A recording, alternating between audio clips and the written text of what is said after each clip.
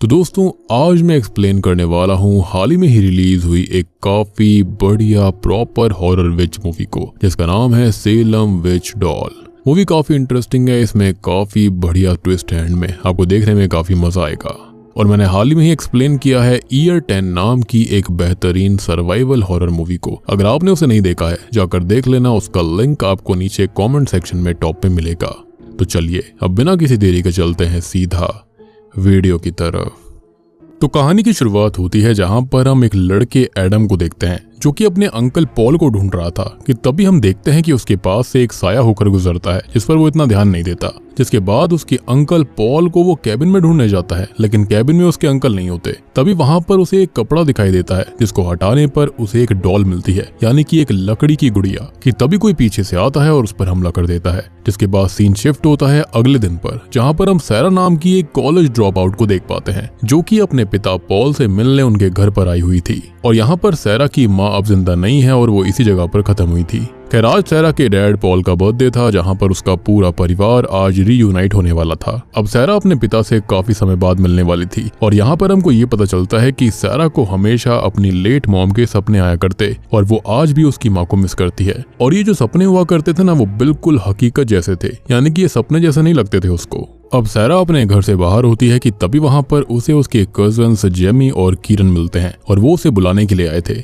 यहाँ पर जेमी अपने बॉयफ्रेंड इयान को भी लेकर आई थी जो कि किसी काम का नहीं था, वो बस अपने फोन में लगा रहता। और बात करें हम शुरुआत वाले एडम के बारे में, तो वो भी असल में जेमी और कीरन का ही भाई था और उन्हें उसके बारे में अभी कुछ भी पता नहीं चलता। खैर बहुत ही जल्दी सैरा के पिता यहाँ पर आने वाले थे। अब अंदर जाकर सैरा को जेमी और कीरन की माँ भी मिलती है जो कि असल में उसकी आंटी भी है, जिनका नाम विक्टोरिया होता है। और यहाँ पर एक बात यह है कि सैरा को उसके रिलेटिव्स बिल्कुल पसंद नहीं थे सिवाय उसके कजन्स के। खैर इसके बाद में सैरा विक्टोरिया के पति और अपने अंकल मार्टिन से भी मिलती है। यहाँ पर वो अपने अंकल को बिल्कुल पसंद नहीं करती क्योंकि उसके अंकल की उस पर गंदी नजर होती है। खैर इसके बाद में अब सैरा अपने पिता पॉल से मिलती है और वो उनको बर्थडे विश भी करती है, लेकिन यहाँ पर इन दोनों के बीच में थोड़ी बहुत दूरी थी। जिसके बाद हम एरियल को देखते हैं जो कि असल में सैरा के पिता की गर्लफ्रेंड होती है, यानी कि अपनी पत्नी की मृत्यु के बाद में उन्होंने गर्लफ्रेंड बना ली थी, जिनको ऑब्वियसली सैरा अपनी माँ के रूप में एक्सेप्ट नहीं कर सकती थी। एनीवेज यहाँ पर एरियल सैरा को समझाने लगती है कुछ जिम्मेदारियों के बारे में, लेकिन सैरा को वो पसंद ही नहीं थी क्योंकि वो नहीं चाहती थी कि उसकी माँ बनने की कोशिश कोई भी करे और इसलिए वो बाहर आ जाती है। खैर बाहर आकर थोड़ी देर बाद जिमी उसे बुलाने आती है क्योंकि लंच बन चुका था। सभी लोग लंच करने बैठ जाते हैं और सब कुछ शांत होता है, लेकिन तभी अंकल मार्टिन बोलना शुरू कर देते हैं और यहाँ पर मार्टिन एक कलेशी बुआ की तरह कलेश करने लगता है, लेकिन सैरा इन सब में कुछ भी नहीं कहती और आज भी मार्टिन को कलेशी करना था। खैर इधर अब इयान सिर्फ फोन चलाए जा रहा था और उसे इन सब से कोई भी फर्क नहीं पड़ता। तभी जेमी उससे फोन छीन लेती है, यानी कि उसे गुस्सा आ रहा था। खैर अब यहाँ पर मार्टिन बोलते जाता है और इसी बीच वो सैरा की मॉम के बारे में उल्टा सीधा बोल देता है और इसको सैरा सहन नहीं कर पाती। वो उसे चुप करने के लिए कहती है, जिसके चलते सैरा के पिता पॉल को ही बात संभालनी पड़ती है और वो सबको ये बताते हैं कि वो और एरियल जल्द ही शादी करने वाले हैं क्योंकि एरियल ने उसे आज प्रपोज किया था, यानी कि शादी के लिए, और उसने उसे हाँ कर दिया है। ये सुनकर सभी खुश थे सिवाय सैरा के। वो ये सुनकर वहां से उठकर चली जाती है। उसे काफी बड़ा धक्का लगा था, उसने एक्सपेक्ट नहीं किया था कि उसके पिता किसी और को उसकी माँ की जगह देने वाले थे। खैर अब थोड़ी देर के बाद में पॉल सैरा से मिलने आता है कि क्या वो ठीक है, तो यहाँ पर वो ये बताता है कि वो असल में अपनी गर्लफ्रेंड एरियल के साथ काफी खुश है। तब सैरा ये कहती है कि वो भी उनके लिए काफी खुश है, बस वो थोड़ी सी अपसेट हो गई थी क्योंकि उसे अपनी माँ की याद आ गई। लेकिन यहाँ पर हम नोटिस करते हैं कि उसकी हरकतों से वो खुश नहीं लग रहा था। अब तभी सैरा अपने पिता से ये पूछती है कि क्या एरियल ने सच में उन्हें प्रपोज किया था, जिस पर उसके पिता हाँ बोलते हैं। साथ ही साथ वो उसे अपनी रिंग भी दिखाते हैं जो कि उसे एरियल ने प्रपोज करते वक्त दी थी और एरियल को वो रिंग दी थी असल में विक्टोरिया ने। खैर सैरा अब रात में सो रही होती है कि तभी उसकी आंख खुल जाती है, जहां पर वो अपने पिता को ही देखती है। उसके पिता टूल्स के कैबिन में जाते हैं जहां पर ढेर सारे टूल्स रखे हुए थे। वहां पर सैरा को एक हरी रोशनी आती हुई दिखाई देती है। साथ ही साथ उसके पिता वहां पर हथौड़े से कुछ ठोक रहे थे। सैरा अब ये सब देखती है कि तभी उसके पिता बाहर आने लगते हैं और ये सब देखकर सैरा डर गई थी। लेकिन तभी उसकी स्टेप मॉम एरियल वहां पर आ जाती है जो कि सैरा से ये पूछती है कि वो यहाँ पर क्या कर रही है, जिस पर सैरा उसे बताने लगती है कि उसके पिता वहां पर थे, लेकिन शॉकिंगली वहां पर कोई नहीं होता। तभी एरियल उससे ये पूछती है कि क्या वो चाय पीना पसंद करेगी, लेकिन सैरा इसके लिए मना करके अंदर चली जाती है। जिसके बाद हम सैरा को देखते हैं जिसे अपनी माँ दिखाई देती है और वो अपनी मॉम के पास जाती है। लेकिन तभी वो अपने आप को एक पेड़ से बंधा पाती है जहाँ पर एक बॉडी भी थी किसी लड़के की। कि तभी वहाँ पर कोई आदमी आता है जो कि सैरा के ऊपर खंजर से हमला कर देता है। लेकिन ये सब असल में सैरा का एक सपना था जिसके चलते वो दोबारा सो जाती है। खैर तभी उसे अपने सामने एक लकड़ी से बनी हुई डरावनी डॉल दिखाई देती है जिसको देखकर वो डर जाती है, लेकिन ये भी उसका सपना ही था। जिसके बाद में सैरा, जिमी, इयान और कीरन बाहर घूमने जाते हैं। लेकिन जाने से पहले सैरा को मार्टिन रोक लेता है। मार्टिन उससे कल रात के लिए माफी मांगता है और इसी बीच वो उस पर चांस मार रहा था, लेकिन सैरा वहां से उसे बाय बोलकर निकल जाती है। खैर सैरा और जिमी साथ होते हैं और उधर इयान और कीरन साथ थे। खैर यहाँ पर जिमी जो होती है वो अपने पिता के बर्ताव के लिए सैरा से माफी मांगती है। जिसके बाद वो उससे पूछती है कि उसके पिता के लिए वो कैसा फील कर रही है, जिस पर सैरा बताती है कि वो खुश है अपने पिता के लिए, कम से कम कोई तो खुश रहे उनमें से। इसी बीच वहाँ पर कीरन आता है और कीरन अकेला आया था। वो इयान को पीछे ही छोड़ आया था क्योंकि वो स्मोक करना चाहता था। ये देखकर जेमी उसे ये कहती है कि क्या वो पागल है, और इसी बीच वो इयान को ढूंढने निकल जाती है। तभी हम इयान को देख पाते हैं जो कि कान में ईयरबड्स लगाकर आराम से जा रहा था। उसका पूरा ध्यान फोन पर ही होता है कि तभी कोई आकर पीछे से हथौड़े से उस पर हमला कर देता है। इधर जेमी उसे ढूंढ रही होती है लेकिन वो उसे कहीं नहीं मिलता। उसे उसका भाई कीरन मिलता है जिसे देखकर जेमी उसे सुनाने लगती है, और ऐसा इसलिए क्योंकि ये सब उसी की लापरवाही की वजह से हुआ था। यहाँ पर वो दोनों आपस में लड़ने लगते हैं।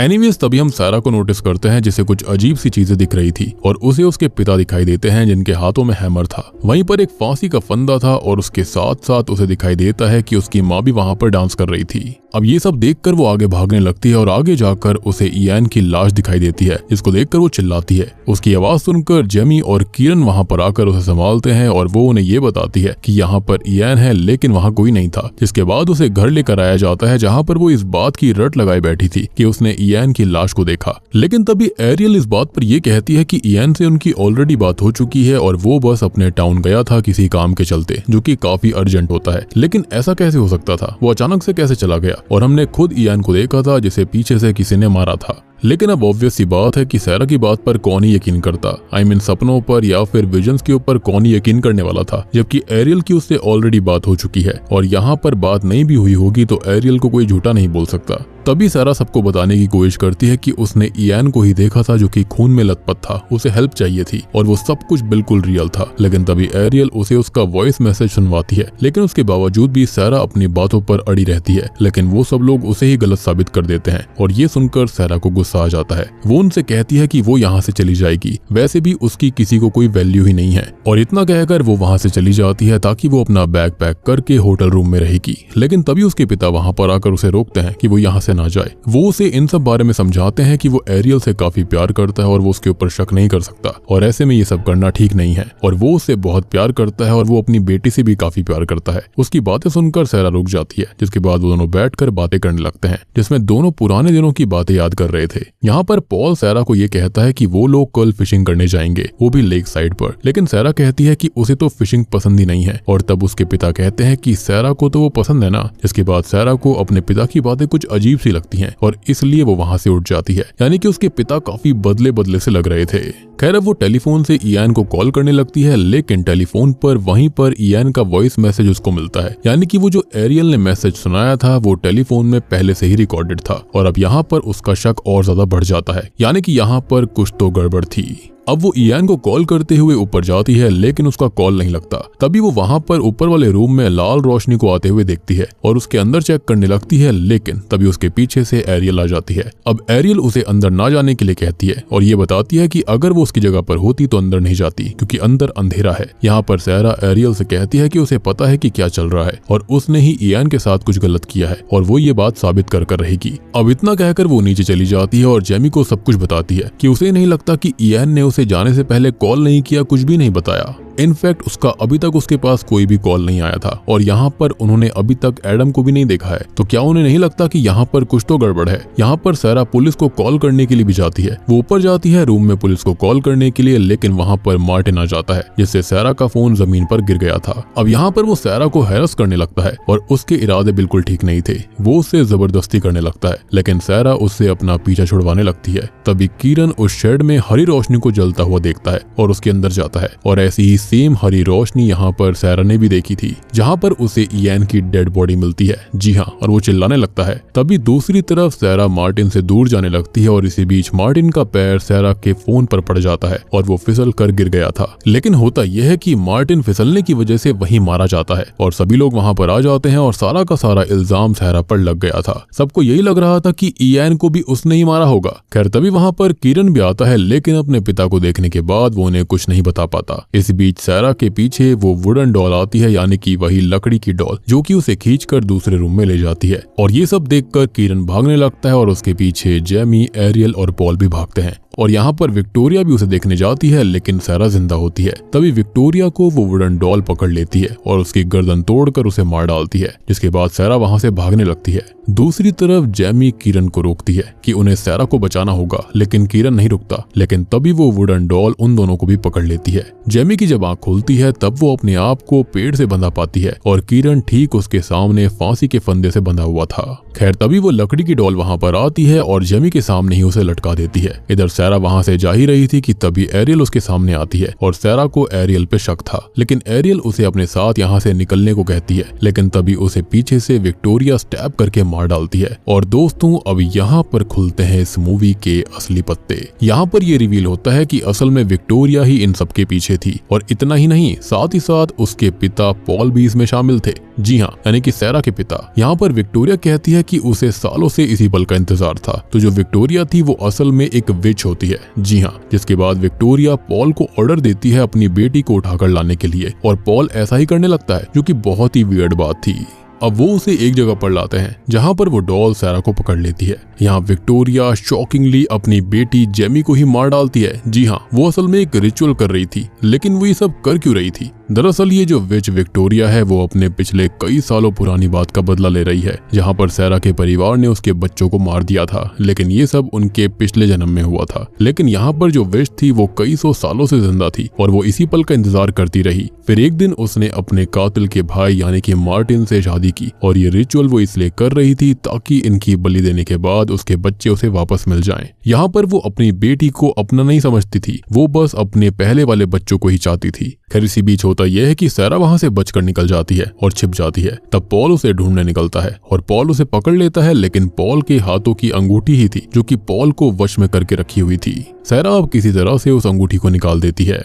और अब आपको समझ में आया होगा कि क्यों विक्टोरिया ने एरियल को वो अंगूठी दी, ताकि एरियल उससे उसे प्रपोज करे। और हो भी सकता है कि शायद से विक्टोरिया ने एरियल को हिप्नोटिज्म करा होगा, जिसके चलते उसने पॉल को प्रपोज कर दिया और वो अंगूठी उसे पहना दी। बेसिकली विक्टोरिया ने अपना मतलब निकाला ताकि पॉल उसके शिकंजे में आ जाए। खैर अब वो अंगूठी जैसे ही उतरती है पॉल नॉर्मल हो जाता है। और आपको एक बात और समझ में आई होगी कि यहाँ पर क्यों पॉल को याद नहीं था कि उसकी बेटी सैरा को फिशिंग नहीं पसंद थी, क्योंकि वो यहाँ पर विक्टोरिया के स्पेल में था। एनीवेज पॉल और अब वो वहां से बाहर निकलने लगते हैं, लेकिन जेमी जो होती है वो अभी भी जिंदा थी और इसलिए सैरा उसकी हेल्प करना चाहती थी। इसलिए वो दोनों वहां पर जाते हैं, लेकिन जो पॉल होता है वो सैरा को पकड़ने का नाटक करता है और वो उसे विक्टोरिया के सामने लेकर जाता है। ऐसा जताता है जैसे कि वो अभी भी उसके वश में था, लेकिन ऐसा नहीं होता। अब पॉल के हाथों में विक्टोरिया उस रिंग को ना पाकर सब कुछ समझ जाती है और जैसे ही पॉल उस पर हमला करने आगे बढ़ता है वैसे ही वो पॉल को रोक देती है। अब यहाँ सैरा को उसकी माँ ये बताती है कि वो भी असल में एक विच ही है, जिनकी उम्र धीरे धीरे बढ़ती है, लेकिन वो इनविंसिबल नहीं होते, बल्कि वो भी मर सकते हैं। वो ये बताती है कि विक्टोरिया की एक बेटी थी और उस बेटी को किसी ने मार दिया था, एक आदमी ने, और वो कोई और नहीं बल्कि पिछले जन्म में वो पॉल ही था। और यहाँ पर विक्टोरिया को उसकी बेटी चाहिए, इसलिए वो ये सब सेक्रीफाइस कर रही है और सेक्रीफाइस भी वो इन्हीं का कर रही है क्योंकि इनकी वजह से ही उसकी बेटी उनसे छिन गई थी।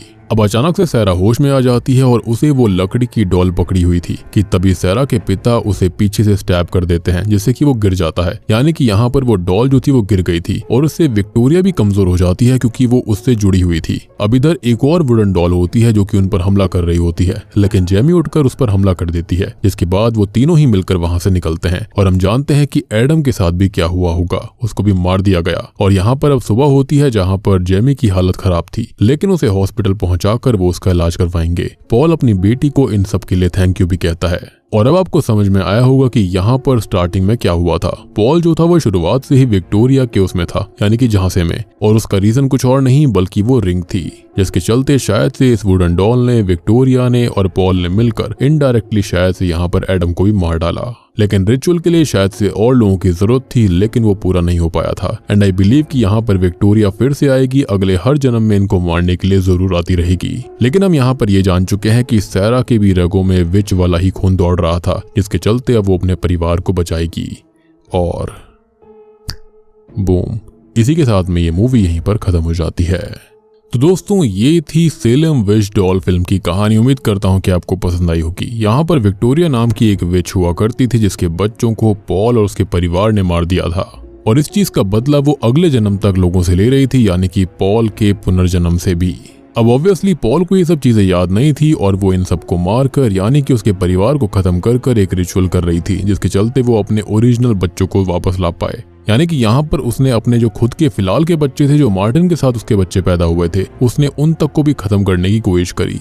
बेचारा इयान बिना मतलब मारा गया। एडम भी यहाँ पर मारा गया, जो कि यहाँ पर किसी और ने नहीं बल्कि विक्टोरिया और एडम ने ही मिलकर स्टार्टिंग में मार दिया होगा। और पॉल को तो इन सब के बारे में याद भी नहीं था, क्योंकि वो तो रिंग के चलते उसके भ्रम में आ गया था। मुझे लगता है कि विक्टोरिया ने एरियल को भी हिप्नोटाइज करा होगा, जिसके चलते उसने प्रपोज किया पॉल को, और वो रिंग उसे धोखे से पहना दी।